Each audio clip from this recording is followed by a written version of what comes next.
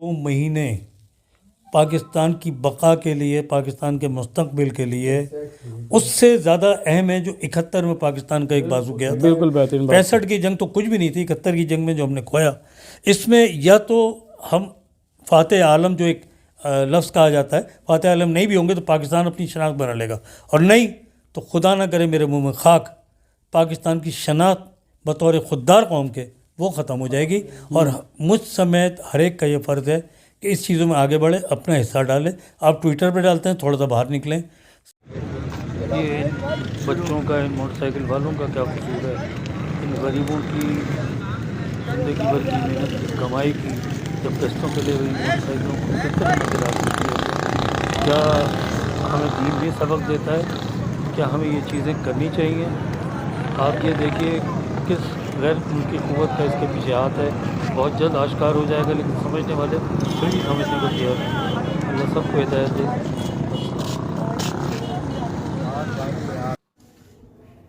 اعوذ باللہ من الشیطان الرجیم، بسم اللہ الرحمن الرحیم۔ کیسے ہیں دوستوں؟ خیریت سے ہیں؟ یہ آج چھوٹا سا دوسرا ویلاگ میں کر رہا ہوں، اور ویلاگ یہ بھی کوئٹہ اور چمن کے حوالے سے ہی ہے۔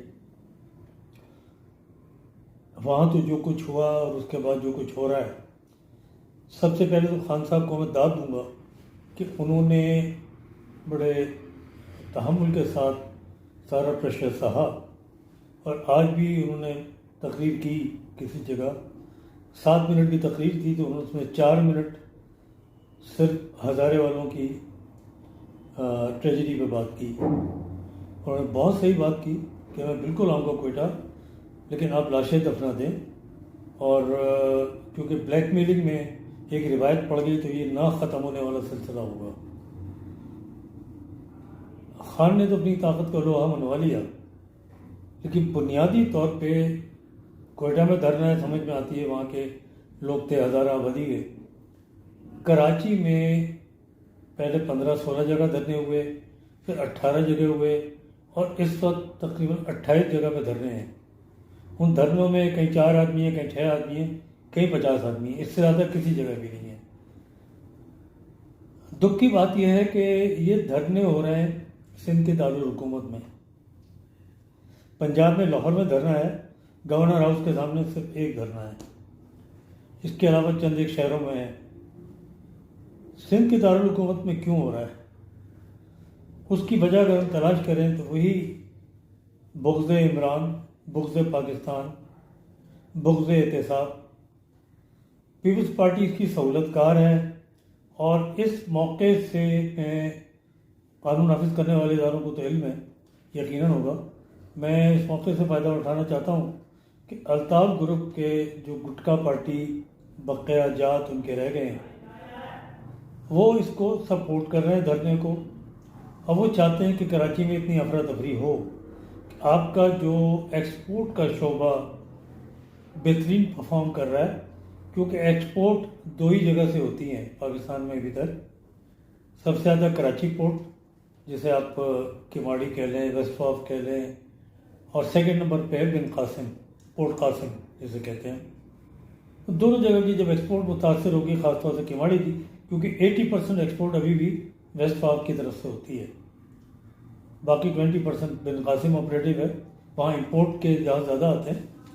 تو جب یہ متاثر ہوگی تو آٹومیٹک وہ چاہ رہے ہیں کہ معاشی طور پہ جو خان صاحب نے ایک کارنامہ کیا، معیشت کو پاؤں پہ کھڑا کیا، اس کو تباہ و برباد کیا جائے، اور یہ انتخاب لے رہے ہیں۔ اس میں دانستہ اور نادانستہ ایم کیو کے وہ لوگ بھی شامل ہیں جو شاید اس چیز کو سمجھ نہیں رہے کہ وہ استعمال ہو رہا ہے۔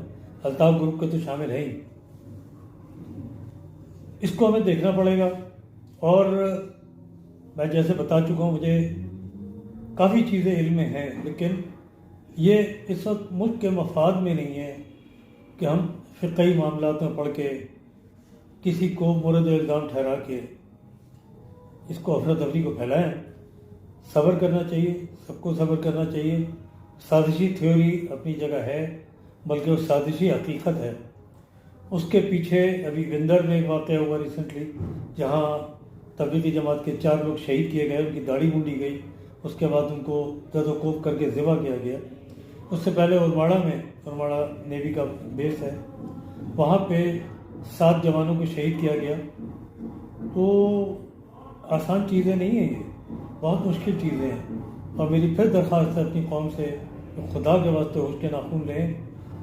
مجھے اس وقت بہت خوشی ہو رہی ہے کہ ہمارے اہل تشیع برادری بہت تحمل سے کام لے رہی ہے، اور انہوں نے خاص طور سے شہنشاہ حسین نقوی صاحب نے، ان کے بڑے عالم ہیں، انہوں نے بڑے تحمل سے کام لیا.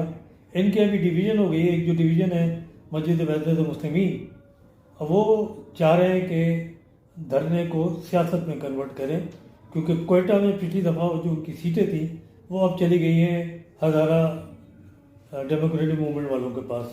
تو وہ ان کو تکلیف ہے، جس کی وجہ سے وہ چاہ رہے ہیں کہ کسی طرح بلوچستان کی گورنمنٹ ختم ہو، وہاں پہ کوئی چیزیں ہوں اور ان کو سیٹیں ملیں. ان کا حال اور فضل الرحمان کا حال ایک ہی ہے، اور اللہ تعالیٰ دونوں کو ہدایت دے.